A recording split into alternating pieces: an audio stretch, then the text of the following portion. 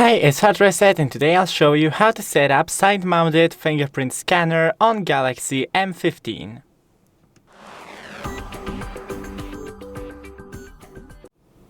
So first, go into the settings, then security and privacy. Here, scroll down to screen lock and biometrics. Put in your PIN or password.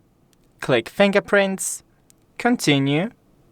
Now place your finger on the sensor, then lift it off and the percentage goes up. So here, tap and just repeat it a couple of times. Change the position of your finger while doing it, so all your finger could be scanned. And that's it. Here, just click done. And here you go. Thanks for watching. Don't forget to leave a like and see you in the next one.